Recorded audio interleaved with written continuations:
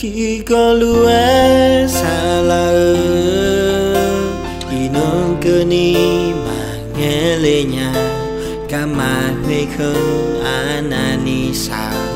nơi mò là na mía bi yêu lệ mía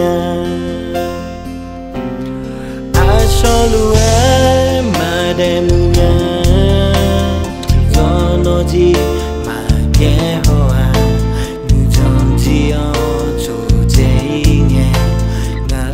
bé chế cho hoa nó mẹ nữ không chỉ mà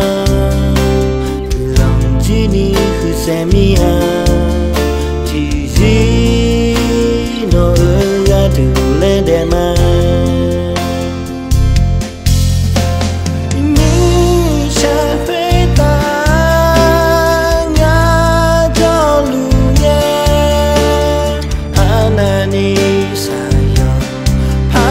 khó ní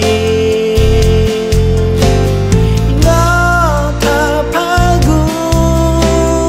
nó tha nơi xa đê nó ở ga từ lá ngã xí đồn phơ mà gà nhà lẽ lùe nữ dòng cơ ni bị gì so mà sự ca chi o sa che le nghe mà biết che ni thì có lúa chung mà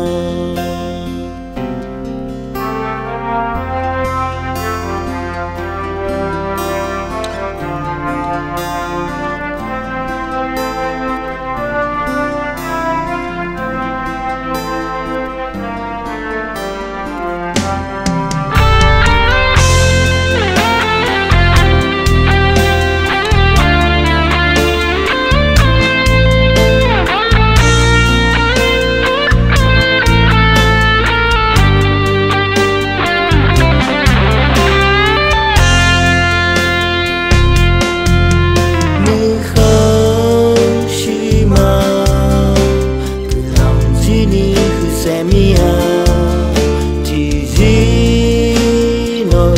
ra từ lên đèn mà như sẽ về ta ngã cho lù nghe anani sayo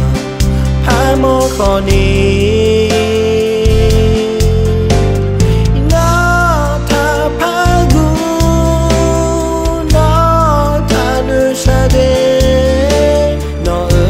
từ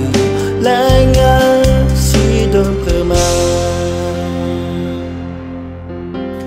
mi cha huê ta ngã cho lù nghe anani sayang phá mô khó ní nó tha phá gu nó tha nơi xa đê nó ở ga từ lá ngã xí đồn phơ mà nó ở ga từ lá ngã